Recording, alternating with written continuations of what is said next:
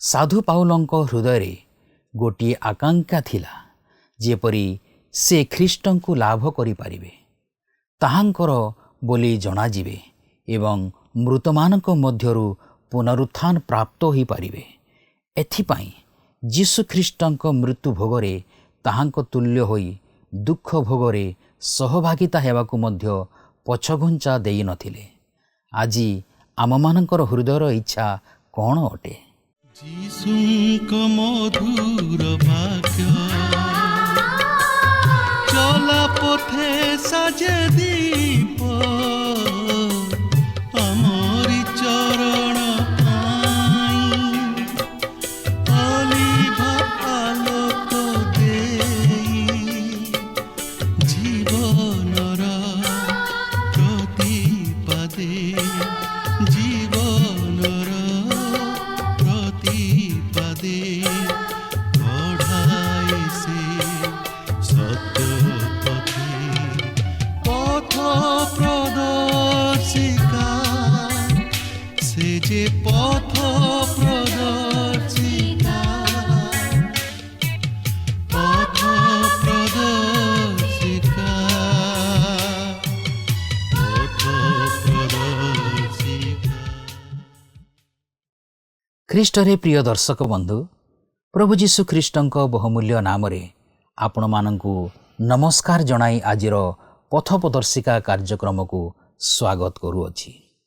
ଗତ ପାଠରେ ଆମେମାନେ ଯାହା ଶିକ୍ଷା ଲାଭ କଲୁ, ବିଶ୍ୱାସ କରୁ ଆପଣମାନେ ସମସ୍ତେ ଉପକୃତ ହୋଇଥିବେ।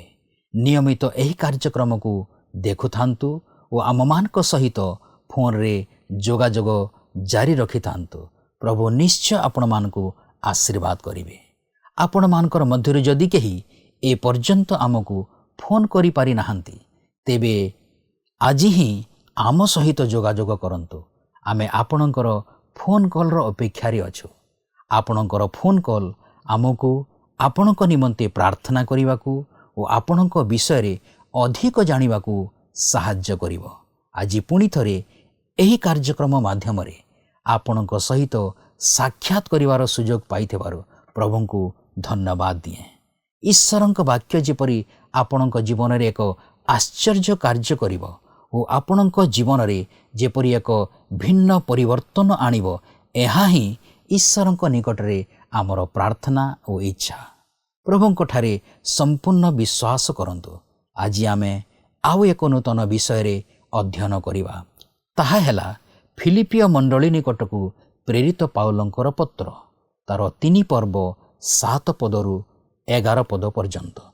ଏଠାରେ ପାଉଲ ଖ୍ରୀଷ୍ଟଙ୍କର ଇଚ୍ଛା ଓ ଶକ୍ତିକୁ ଉଚ୍ଚତମ ସ୍ଥାନ ଦେଇଛନ୍ତି। ଖ୍ରୀଷ୍ଟଙ୍କ ସମ୍ମୁଖରେ ସେ ଜଗତର ସମସ୍ତ ବିଷୟକୁ ତୁଚ୍ଛ ଜ୍ଞାନ କରିଛନ୍ତି।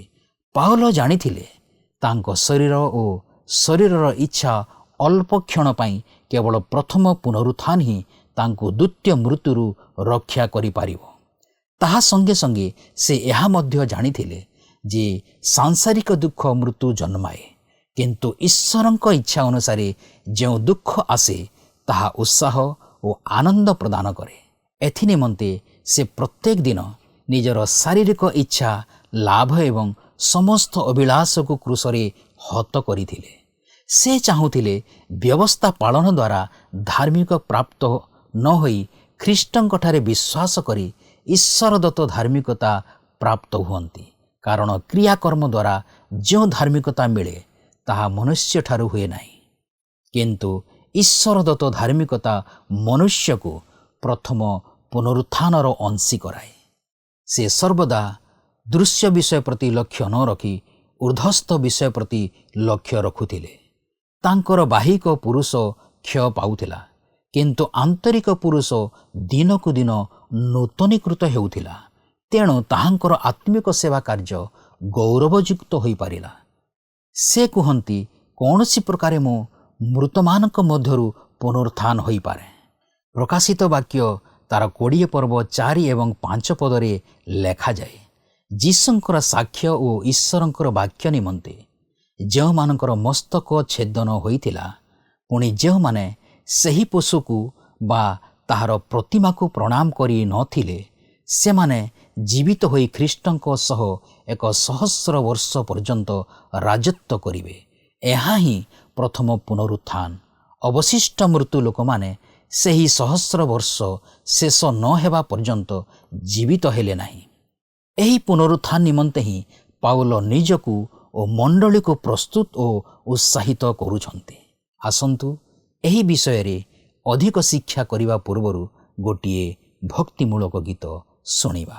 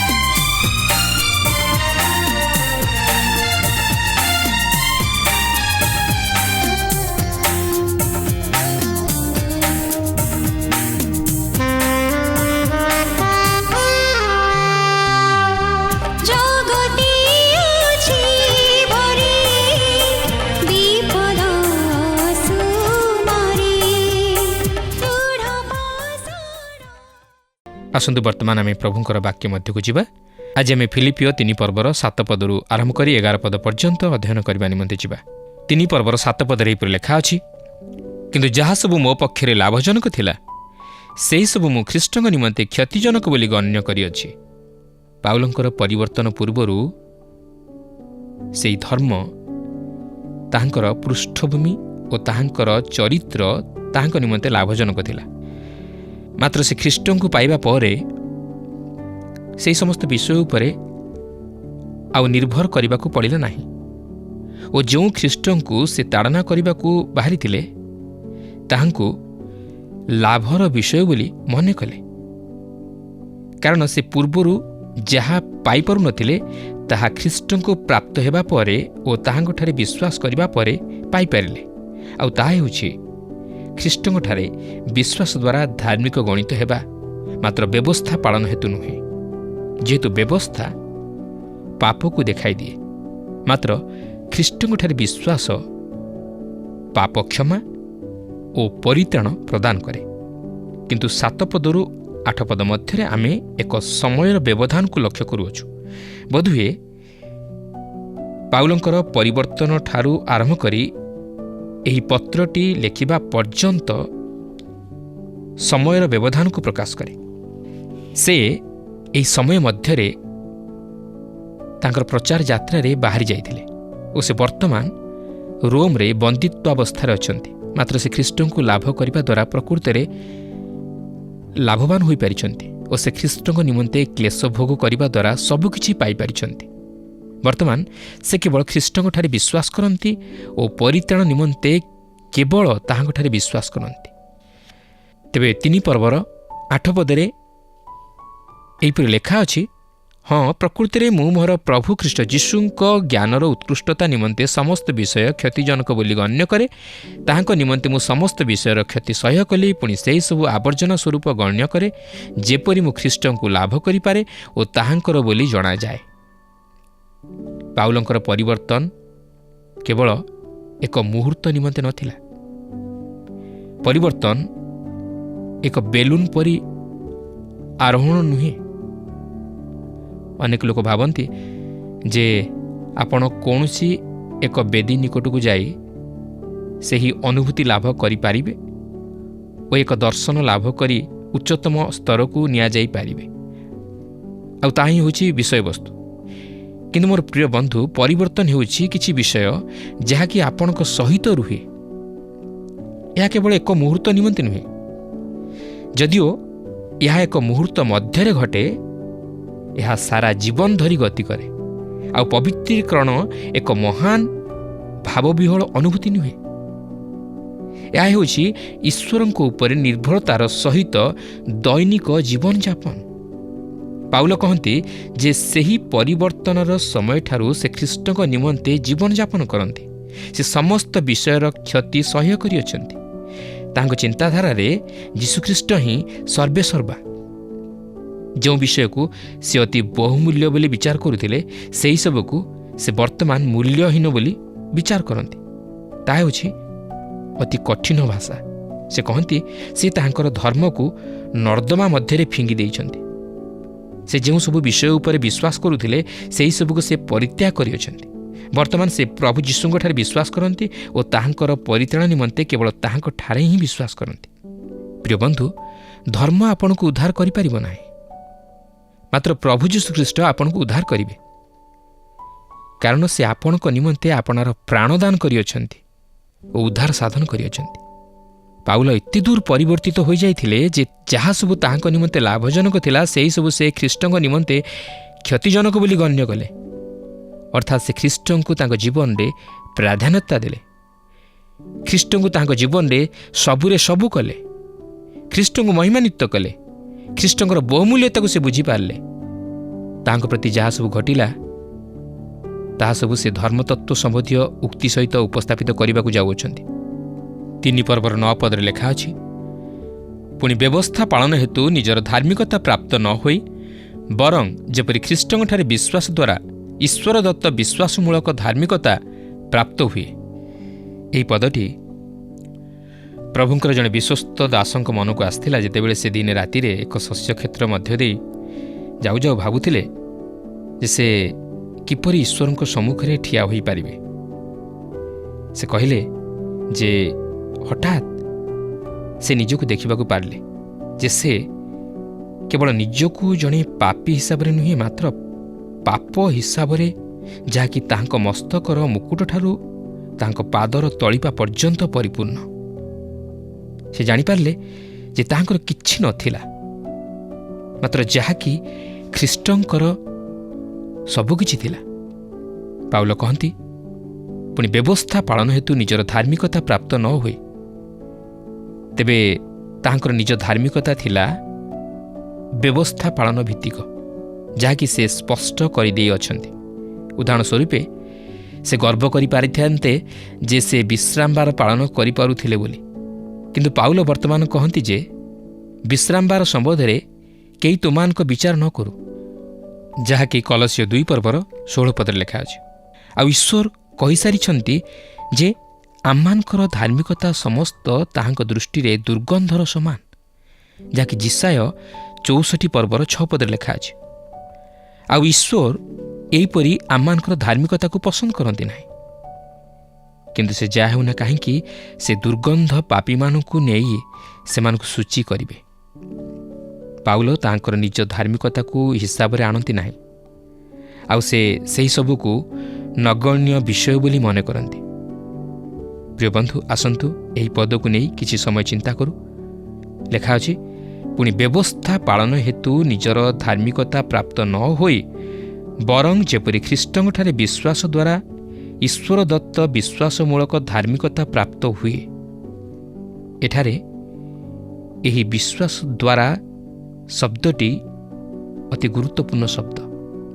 ତାହା ହେଉଛି କେବଳ ଏକ ଉପାୟ ଯାହାଦ୍ୱାରା ଆପଣ ଏହା ପାଇପାରିବେ।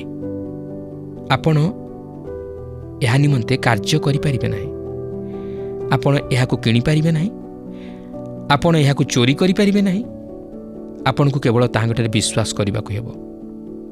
ଲେଖା ଅଛି, ଈଶ୍ୱର ଦତ୍ତ ବିଶ୍ୱାସମୂଳକ ଧାର୍ମିକତା ସେହି ସମୟରେ ସାଧିତ ହୋଇଅଛି, ଯେଉଁ ସମୟରେ ଖ୍ରୀଷ୍ଟ କ୍ରୁଶ ଉପରେ ମୃତ୍ୟୁବରଣ କଲେ, ଆପଣଙ୍କର ପାପ ସବୁକୁ ହରଣ କଲେ ଓ ଆପଣଙ୍କର ଧାର୍ମିକତା ନିମନ୍ତେ ମୃତ୍ୟୁରୁ ପୁନରୁଦ୍ଧିତ ହେଲେ। ପ୍ରିୟ ବନ୍ଧୁ, ଈଶ୍ୱର ଆମମାନଙ୍କର ପାପକୁ ସମର୍ଥନ କରନ୍ତି ନାହିଁ। ସେ ଯଦିଓ ପାପୀକୁ ପ୍ରେମ କରନ୍ତି, ମାତ୍ର ପାପକୁ ଘୃଣା କରନ୍ତି। ଆମେମାନେ ତାହାଙ୍କ ପ୍ରତି ଆକର୍ଷଣୀୟ ନୁହଁ।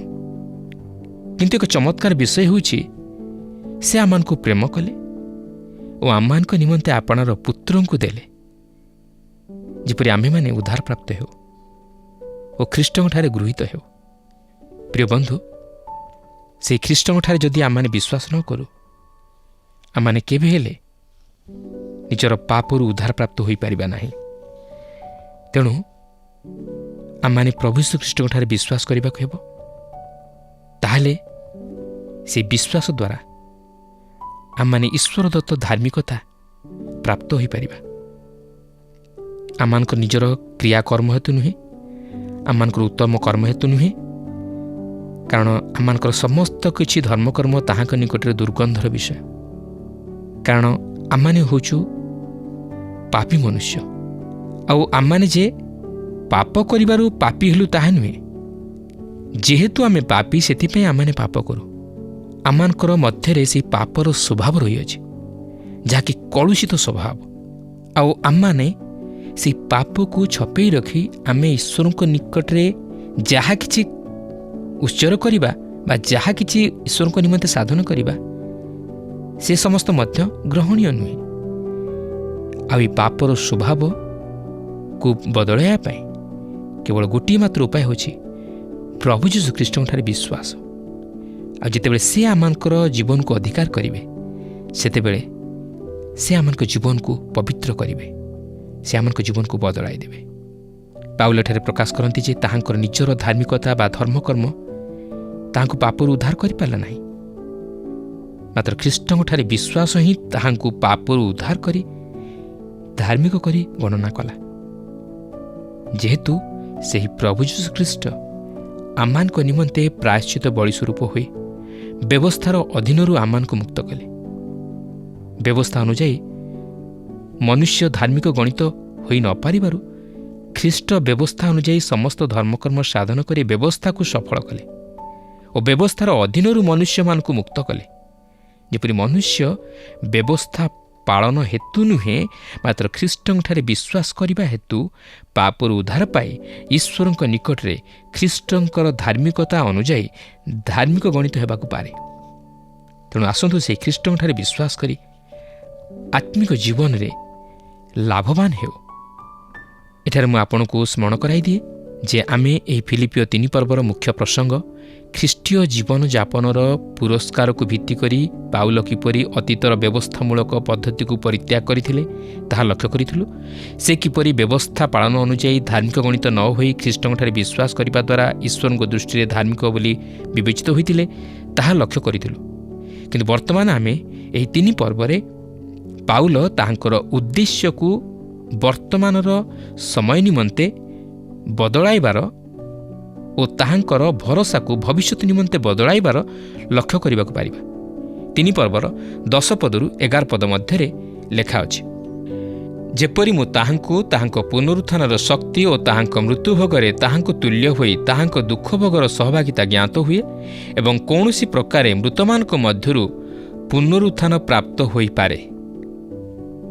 କେତେକ ଲୋକ ଏହିପରି ଭାବନ୍ତି ଯେ ବିଶ୍ୱାସ ଦ୍ୱାରା ଉଦ୍ଧାର ପାଇବାର ଅର୍ଥ କୌଣସି କର୍ମ କରିବାର ଆବଶ୍ୟକ ନାହିଁ, କି ଆଚାର ବ୍ୟବହାରରେ ସେପରି କୌଣସି ପରିବର୍ତ୍ତନର ଆବଶ୍ୟକତା ନାହିଁ।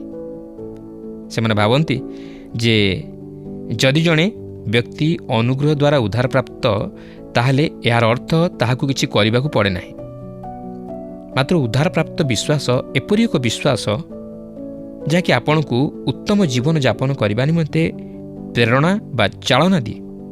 ଯାକୁବ ବିଶ୍ୱାସର କାର୍ଯ୍ୟ ବିଷୟରେ ଏହିପରି କହନ୍ତି, କିନ୍ତୁ କେହି ଅବା କହିବ ତୁମ୍ଭର ବିଶ୍ୱାସ ଅଛି, ପୁଣି ମୋହର କର୍ମ ଅଛି। କର୍ମ ବିନା ତୁମ୍ଭର ବିଶ୍ୱାସ ମୋତେ ଦେଖାଅ, ଆଉ ମୁଁ କର୍ମ ଦ୍ୱାରା ତୁମ୍ଭକୁ ମୋହର ବିଶ୍ୱାସ ଦେଖାଇବି। ପ୍ରିୟ ବନ୍ଧୁ, ଆପଣ ଯଦି ଉଦ୍ଧାରପ୍ରାପ୍ତ ହୋଇଅଛନ୍ତି, ତାହେଲେ ଆପଣଙ୍କ କର୍ମ ତହିଁର ପ୍ରମାଣ ଦେବ। ଯଦି ଆପଣଙ୍କର କର୍ମ ଠିକ୍ ନୁହେଁ, ତାହେଲେ ଆପଣ ଉଦ୍ଧାରପ୍ରାପ୍ତ ନୁହନ୍ତି। ତାହା ହିଁ ପ୍ରକୃତିରେ ପାଉଲ କହନ୍ତି। ଆପଣ ଯଦି ବିଶ୍ୱାସ ଦ୍ୱାରା ଉଦ୍ଧାରପ୍ରାପ୍ତ ହୋଇଅଛନ୍ତି, ତାହେଲେ ଆପଣଙ୍କ ଜୀବନରେ ଏକ ନୂତନ ପରିବର୍ତ୍ତନ, ନୂତନ ଚିନ୍ତାଧାରା, ନୂତନ ଉଦ୍ଦେଶ୍ୟ ଓ ନୂତନ ଆଚରଣ ପରିଲକ୍ଷିତ ହେବ। ଯଦି ଖ୍ରୀଷ୍ଟଙ୍କଠାରେ ଆପଣଙ୍କର ବିଶ୍ୱାସ ଆପଣଙ୍କ ଜୀବନକୁ ବଦଳାଇ ପାରିନାହିଁ, ତାହେଲେ ଆପଣ ଉଦ୍ଧାରପ୍ରାପ୍ତ ନୁହନ୍ତି। ଆପଣ ସେହିପରି ପୁରାତନ ସ୍ୱଭାବ ଦ୍ୱାରା ପରିଚାଳିତ ହେଉଅଛନ୍ତି ଓ ପୁରାତନ ଜୀବନକୁ ଜାତ କରାଉଅଛନ୍ତି। ପାଉଲ ଏଠାରେ ଏକ ଉଦ୍ୟମ ଓ ଶକ୍ତିକୁ କାର୍ଯ୍ୟକାରୀ କରାଉଛନ୍ତି, ଯାହାକି ପବିତ୍ର ଆତ୍ମାଙ୍କଠାରୁ ଆସିଅଛି, ଯାହାକି ଅନ୍ୟ ସମସ୍ତ ବ୍ୟବସ୍ଥାମୂଳକ ବିଧିବିଧାନ ଅପେକ୍ଷା ଶ୍ରେଷ୍ଠତର। ବ୍ୟବସ୍ଥାର ଅଧୀନରେ ଥାଇ ଏହି ବ୍ୟକ୍ତି ଖ୍ରୀଷ୍ଟ ବିଶ୍ୱାସୀମାନଙ୍କୁ ସମୂଳେ ଉତ୍ପାଟିତ କରିବା ନିମନ୍ତେ ଦମେଶକକୁ ଯିବା ନିମନ୍ତେ ଇଚ୍ଛା କରୁଥିଲେ। ମାତ୍ର ସେ ଯେତେବେଳେ ଅନୁଗ୍ରହରେ ବିଶ୍ୱାସ ଦ୍ୱାରା ପରିତ୍ରାଣ ପ୍ରାପ୍ତ ହେଲେ, ତାଙ୍କର ଗତିପଥ ବଦଳିଗଲା ଓ ସେ ଖ୍ରୀଷ୍ଟଙ୍କ ନିମନ୍ତେ ସାକ୍ଷୀ ହେବା ପାଇଁ ଓ ଅନେକଙ୍କୁ ଖ୍ରୀଷ୍ଟଙ୍କ ନିମନ୍ତେ ଲାଭ କରିବା ପାଇଁ ପୃଥିବୀର ପ୍ରାନ୍ତ ପର୍ଯ୍ୟନ୍ତ ଚାଲିଗଲେ। ବାସ୍ତବରେ ବିଶ୍ୱାସ କିଛି ଉତ୍ପନ୍ନ କରାଏ। ଏଠାରେ ଆମେ ସ୍ପଷ୍ଟ ଭାବେ ଜାଣି ରଖିବା ଉଚିତ ଯେ ପାପରୁ ଉଦ୍ଧାର ପାଇବା ନିମନ୍ତେ ଆପଣଙ୍କର କର୍ମ ସହାୟକ ହୋଇପାରେ ନା, ମାତ୍ର ଖ୍ରୀଷ୍ଟଙ୍କଠାରେ ଆପଣଙ୍କର ବିଶ୍ୱାସ ଆପଣଙ୍କୁ କର୍ମ କରିବା ନିମନ୍ତେ ପ୍ରେରଣା ଯୋଗାଏ। ମାତ୍ର ପାପରୁ ଉଦ୍ଧାର ପାଇବା ନିମନ୍ତେ ଖ୍ରୀଷ୍ଟଙ୍କ କ୍ରୁଶ ହିଁ କେବଳ ଆପଣଙ୍କର ମୁକ୍ତିର ଉପାୟ ଓ ଆପଣଙ୍କର ବିଶ୍ୱାସ ହିଁ ଏକମାତ୍ର ସହାୟ। ବିନାଶପ୍ରାପ୍ତ ପାପୀମାନଙ୍କ ନିମନ୍ତେ ଈଶ୍ୱରଙ୍କର କେବଳ ଗୋଟିଏ ପ୍ରଶ୍ନ, ଯେଉଁ ଯୀଶୁ ତୋହର ନିମନ୍ତେ ମୃତ୍ୟୁଭୋଗ କଲେ, ତାହାଙ୍କ ସହିତ ତୁ କ'ଣ କରିବୁ? ଯଦି ଆପଣ ଖ୍ରୀଷ୍ଟଙ୍କୁ ନିଜର ଉଦ୍ଧାରକର୍ତ୍ତା ରୂପେ ଗ୍ରହଣ କରନ୍ତି, ତାହେଲେ ଆପଣ ଉଦ୍ଧାରପ୍ରାପ୍ତ ହେବେ। ତାହା ହିଁ ହେଉଛି ଧାର୍ମିକତା, ଯାହାକି ବିଶ୍ୱାସ ଦ୍ୱାରା ପ୍ରାପ୍ତ ହୁଏ। ଏପରିକି ପରିତ୍ରାଣ ପ୍ରାପ୍ତ ହେବା ପରେ ଆପଣଙ୍କର ଜୀବନ ଏପରି ଏକ ଧାର୍ମିକତା ସାଧନ କରିବ ନାହିଁ, ଯାହାକି ଆପଣଙ୍କର ପରିତ୍ରାଣ ନିମନ୍ତେ ସହାୟକ ହେବ। ଖ୍ରୀଷ୍ଟଙ୍କଠାରେ ଆପଣଙ୍କର ବିଶ୍ୱାସ ହିଁ ଆପଣଙ୍କୁ ଈଶ୍ୱରଙ୍କ ନିମନ୍ତେ ଜୀବନଯାପନ କରିବା ପାଇଁ ପ୍ରେରଣା ଯୋଗାଇବ। ସେହି କାରଣରୁ ପ୍ରେରିତ ପାଉଲ ଖ୍ରୀଷ୍ଟଙ୍କ ନିମନ୍ତେ ଜୀବନଯାପନ କରିବା ପାଇଁ ସଂକଳ୍ପବଦ୍ଧ ହେଲେ। ପ୍ରିୟ ବନ୍ଧୁ, ଖ୍ରୀଷ୍ଟଙ୍କଠାରେ ଆମମାନଙ୍କର ବିଶ୍ୱାସ ହିଁ ଆମମାନଙ୍କୁ ଖ୍ରୀଷ୍ଟଙ୍କ ନିମନ୍ତେ କାର୍ଯ୍ୟ କରିବାକୁ ଓ ତାହାଙ୍କ ନିମନ୍ତେ ଜୀବନ ଧାରଣ କରିବାକୁ ପ୍ରେରଣା ଯୋଗାଏ। ମୁଁ ବୁଝିପାରେ ନାହିଁ ଲୋକମାନେ ଯେଉଁମାନେ କି ଈଶ୍ୱରଙ୍କ ନିମନ୍ତେ କିଛି କରନ୍ତି ନାହିଁ। କେତେକ ଲୋକ କହନ୍ତି ଯେ ସେମାନେ କିଛି କରିପାରିବେ ନାହିଁ। ତେବେ ସତ କହିବାକୁ ଗଲେ ଆପଣ ମୋତେ କିମ୍ବା ଅନ୍ୟ ବାଇବଲ ଶିକ୍ଷକମାନଙ୍କୁ ଈଶ୍ୱରଙ୍କ ବାକ୍ୟ ପ୍ରଚାର କରିବାରେ ସାହାଯ୍ୟ କରିପାରିବେ।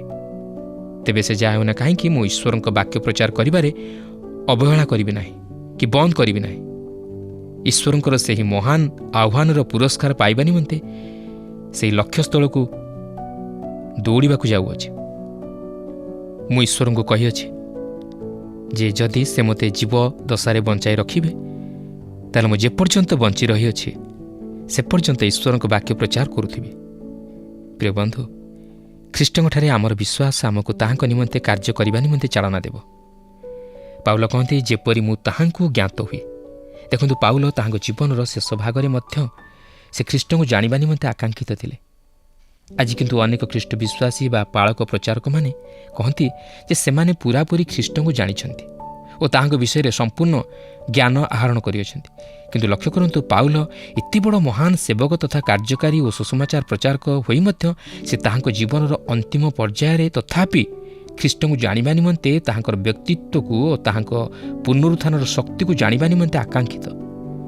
ଖ୍ରୀଷ୍ଟ ଜୀବନରେ ସବୁଠାରୁ ମହାନ ସାନ୍ତ୍ୱନାଦାୟକ ବିଷୟ ହେଉଛି ଖ୍ରୀଷ୍ଟଙ୍କର ବାସ୍ତବତାକୁ ଜାଣିବା ବା ଉପଲବ୍ଧି କରିବା। ତାହା ଆପଣଙ୍କ ନିମନ୍ତେ ଓ ମୋ ନିମନ୍ତେ ମଧ୍ୟ ବିଶେଷ ଆବଶ୍ୟକ। ସେ ଆହୁରି କହନ୍ତି, ଯେପରି ତାହାଙ୍କ ଦୁଃଖଭୋଗର ସହଭାଗିତା ଜ୍ଞାତ ହୁଏ। ଖ୍ରୀଷ୍ଟଙ୍କ ଦୁଃଖଭୋଗର ସହଭାଗିତା ଜ୍ଞାତ ହେବା ଖ୍ରୀଷ୍ଟ ବିଶ୍ୱାସୀ ପକ୍ଷେ ଏକ ଚମତ୍କାର ଅନୁଭୂତି। ଖ୍ରୀଷ୍ଟ ଆମମାନଙ୍କ ନିମନ୍ତେ କେତେ ଦୁଃଖ ତଥା କ୍ଲେଶ ସହ୍ୟ କଲେ, ତାହା ମାନେ କଳନା କରିପାରିବା ନାହିଁ। ପ୍ରିୟ ବନ୍ଧୁ, ଆମ ପ୍ରତ୍ୟେକଙ୍କୁ ତାହାଙ୍କ ଦୁଃଖଭୋଗର ସହଭାଗିତା ଜ୍ଞାତ ହେବାକୁ ଅଛି। ଖ୍ରୀଷ୍ଟ ଯେ ମୋହର ପାପ ନିମନ୍ତେ କ୍ରୁଶୀୟ ମୃତ୍ୟୁଭୋଗ କଲେ, ଏହି ବିଷୟ ଆମ ପ୍ରତ୍ୟେକଙ୍କୁ ଜାଣିବାକୁ ହେବ। ଓ ତାହାଙ୍କ ନିମନ୍ତେ ମଧ୍ୟ ଦୁଃଖ ସହ୍ୟ କରିବାକୁ ହେବ। ଖ୍ରୀଷ୍ଟଙ୍କୁ ଜାଣିବା ଓ ତାହାଙ୍କର ଉଦ୍ଧାରର କାର୍ଯ୍ୟକୁ ଜାଣିବା ଦ୍ୱାରା ଆମମାନଙ୍କର ଚିନ୍ତାଧାରା ସେହି ଅନନ୍ତ ରାଜ୍ୟ ଆଡ଼କୁ ଆକର୍ଷିତ ହେବ। ସେଥି ନିମନ୍ତେ ଆମମାନେ ଅନନ୍ତ କାଳ ପର୍ଯ୍ୟନ୍ତ ଈଶ୍ୱରଙ୍କ ପ୍ରଶଂସା କରିବାରେ କାଳକ୍ଷେପଣ କରିବାକୁ ଯାଉଅଛୁ। ଆପଣ ଯଦି ବର୍ତ୍ତମାନ ଖ୍ରୀଷ୍ଟଙ୍କର ପ୍ରଶଂସା କରିବା ନିମନ୍ତେ ବ୍ୟସ୍ତ ଅନୁଭବ କରନ୍ତି, କିମ୍ବା ଆପଣ ଖ୍ରୀଷ୍ଟଙ୍କ ପ୍ରଶଂସା କରିବାରେ ଆନନ୍ଦ ଅନୁଭବ କରନ୍ତି ନାହିଁ, ତାହେଲେ ଆପଣ କିପରି ସ୍ୱର୍ଗରେ ତାଙ୍କର ପ୍ରଶଂସା କରିପାରିବେ? ପୁରାତନ ନିୟମର ସାଧୁମାନେ ସେହି ମହାକ୍ଲେଶ ସମୟର ଅନ୍ତିମ ସମୟ ପର୍ଯ୍ୟନ୍ତ ପୁନରୁତ୍ଥିତ ହେବେ ନାହିଁ, ଯାହାକି ଦାନିଏଲ 12 ପର୍ବର ପ୍ରଥମ 3 ପଦ ମଧ୍ୟରେ ଲେଖା ଅଛି। ମୃତମାନଙ୍କ ମଧ୍ୟରୁ ଅବଶିଷ୍ଟାଂଶ ସେହି 1000 ବର୍ଷ ରାଜତ୍ୱର ଶେଷ ସମୟ ପର୍ଯ୍ୟନ୍ତ ପୁନରୁତ୍ଥିତ ହେବେ ନାହିଁ। ଖ୍ରୀଷ୍ଟଙ୍କ ଆଗମନର ପ୍ରକୃତ ଅର୍ଥ କ'ଣ, ତାହା କେବେ ଆପଣ ବୁଝିପାରିଛନ୍ତି? ପାଉଲ କହନ୍ତି, ଏହା ମୋତେ ତାହାଙ୍କ ଉପସ୍ଥିତି ମଧ୍ୟକୁ ନେଇଯିବ। ତେଣୁ ଆସୁ ସେହି ପ୍ରଭୁ ଯୀଶୁଖ୍ରୀଷ୍ଟଙ୍କର ଆଗମନ ପାଇଁ ଆମମାନେ ପ୍ରସ୍ତୁତ ଜୀବନଯାପନ କରୁ। ପ୍ରଭୁ ପ୍ରତ୍ୟେକଙ୍କୁ ଆଶୀର୍ବାଦ କରନ୍ତୁ। ପ୍ରିୟ ଭାଇ ଭଉଣୀମାନେ, ମୋର ବିଶ୍ୱାସ ଆଜିର ଅଧ୍ୟୟନଟି ଆପଣମାନଙ୍କୁ ନିଶ୍ଚୟ ଭଲ ଲାଗିଥିବ ଓ ଆପଣମାନେ ଆତ୍ମିକ ଜୀବନରେ ଉପକୃତ ହୋଇଥିବେ। ଆସୁ ଈଶ୍ୱର ଦତ୍ତ ଯେଉଁ ଧାର୍ମିକତା ପ୍ରାପ୍ତ ହୋଇଅଛୁ ତାହା ଧରି ରଖୁ। ଶରୀର କଷ୍ଟ ପାଇବ, କାରଣ ଶରୀରର ସମସ୍ତ ଇଚ୍ଛା ଆତ୍ମାଙ୍କ ବିପରୀତ। ଆମେମାନେ ନିଜଠାରୁ କିଛି ଉଦ୍ଭାବନ କରିପାରିବା ନାହିଁ। ଆମମାନଙ୍କର ସାମର୍ଥ୍ୟ ଈଶ୍ୱରଙ୍କ ଠାରୁ ଆସେ। ପ୍ରଭୁଙ୍କ ସେବାରେ ଆମମାନଙ୍କର ପରିଶ୍ରମ ନିଷ୍ଫଳ ନୁହେଁ। ଏହା ଜାଣି ପାଉଲ ପରି ଯୀଶୁଖ୍ରୀଷ୍ଟଙ୍କ ଦୁଃଖ ଭୋଗର ସହଭାଗୀ ହେଉ। ଏଥିରେ ସୁସ୍ଥିର ଓ ଅଟଳ ରହୁ ଏବଂ ପ୍ରଥମ ପୁନରୁତ୍ଥାନର ଅଂଶୀ ହେବା ନିମନ୍ତେ ପ୍ରାଣପଣ ଚେଷ୍ଟା କରୁ ଏବଂ ପ୍ରାର୍ଥନା ମଧ୍ୟ କରୁ। କାରଣ ଈଶ୍ୱରଙ୍କ ବାକ୍ୟ କୁହେ, ଯେଉଁମାନେ ପ୍ରଥମ ପୁନରୁତ୍ଥାନର ଅଂଶୀ ହୁଅନ୍ତି ସେମାନେ ଧନ୍ୟ ଓ ପବିତ୍ର। ସେମାନଙ୍କ ଉପରେ ଦ୍ୱିତୀୟ ମୃତ୍ୟୁର କୌଣସି ଅଧିକାର ନାହିଁ, ବରଂ ସେମାନେ ଈଶ୍ୱରଙ୍କ ଏବଂ ଖ୍ରୀଷ୍ଟଙ୍କ ଯାଜକ ହୋଇ 1,000 ବର୍ଷ ପର୍ଯ୍ୟନ୍ତ ତାହାଙ୍କ ସହିତ ରାଜତ୍ୱ କରିବେ। ଆଜି ତ ଆମ ସମୟ ହେଲାଣି। ପରବର୍ତ୍ତୀ କାର୍ଯ୍ୟକ୍ରମରେ ପୁଣି ଆପଣଙ୍କ ସହିତ ସାକ୍ଷାତ ହେବ ଫୋନ୍ ମାଧ୍ୟମରେ ଓ ଏହି କାର୍ଯ୍ୟକ୍ରମ ମାଧ୍ୟମରେ ଆମ ସହିତ ଯୋଡ଼ି ହୋଇ ରୁହନ୍ତୁ। ଆପଣଙ୍କର ଠାରୁ ବିଦାୟ ନେବା ପୂର୍ବରୁ ଆସନ୍ତୁ ପ୍ରାର୍ଥନା କରିବା। ପବିତ୍ର ପ୍ରିୟ ପ୍ରଭୁ, ଆମେ ତୁମକୁ ଧନ୍ୟବାଦ ଦେଉଅଛୁ। ତୁମରି ଗୌରବ କରୁଛୁ, ତୁମରି ପ୍ରଶଂସା କରୁଛୁ। ତୁମେ ବାକ୍ୟ ରୂପେ ଈଶ୍ୱର ହୋଇ ପ୍ରତ୍ୟେକ ମୁହୂର୍ତ୍ତରେ ପ୍ରତ୍ୟେକ ସମୟରେ ପ୍ରଭୁ ତୁମେ କଥା କହିଥାଅ। ଆଜିର ବାକ୍ୟ ଦ୍ୱାରା ଆମମାନଙ୍କୁ ତୁମେ କଥା କହିଛ। ତୁମରି ଗୌରବ କରୁଛୁ, ତୁମରି ପ୍ରଶଂସା କରୁଛୁ। ପ୍ରେମିକ ଦୟାଳୁ ସ୍ୱର୍ଗସ୍ଥ ପିତା, ଆମେ ସବୁବେଳେ ଯେପରି ଏହି ଜଗତ ମଧ୍ୟରେ ବଞ୍ଚି ରହିକି ତୁମରି ବାକ୍ୟ ପ୍ରତି ଯେପରି ମନୋଯୋଗୀ ହେବାକୁ ପାରିବ, ସେହି ପୁନରୁତ୍ଥାନ ବିଷୟରେ ଯେପରି ଆମେ ବିଶ୍ୱାସ କରିବାକୁ ପାରିବ, ସେହି ଅନୁଗ୍ରହ ପ୍ରଭୁ ଆମମାନଙ୍କୁ ତୁମେ ପ୍ରଦାନ କର। ଆମ ପ୍ରିୟ ଦର୍ଶକ ପ୍ରିୟ ବନ୍ଧୁମାନଙ୍କୁ ତୁମେ ଆଶୀର୍ବାଦ କର। ସମସ୍ତଙ୍କର ଯତ୍ନ ତତ୍ତ୍ୱ ତୁମେ ନିଅ। ଗୌରବ ମହିମା ତୁମକୁ ଦେଇ ଯୀଶୁଙ୍କର ପ୍ରିୟ ମଧୁର ନାମରେ ଏହି ପ୍ରାର୍ଥନା ମାଗୁଅଛୁ। ଆମେନ୍। ବହୁତ ବହୁତ ଧନ୍ୟବାଦ। ପ୍ରଭୁ ଆପଣମାନଙ୍କୁ ଆଶୀର୍ବାଦ କରନ୍ତୁ। ଧନ୍ୟବାଦ।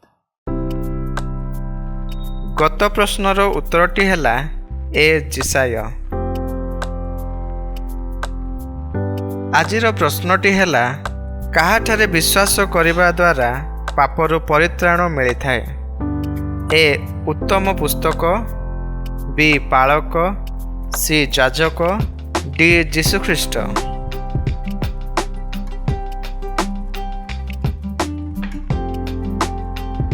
এই প্রশ্নর উত্তর আসন্তাকালি সন্ধ্যা 6টা মধ্যে option A, B, C, D মধ্যরু সঠিক উত্তর বাছি আপনার নাম ও সম্পূর্ণ ঠিকনা সহিত 9777221415 ফোন নম্বরে SMS কিংবা WhatsApp দ্বারা জଣାଇବାକୁ অনুরোধ।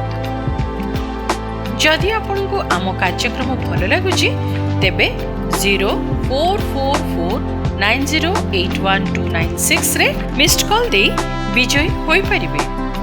गत सप्ताहर विजय दर्शक बंधु हेले महाराष्ट्ररू प्रतीक्षा खुंटिया और परिवार।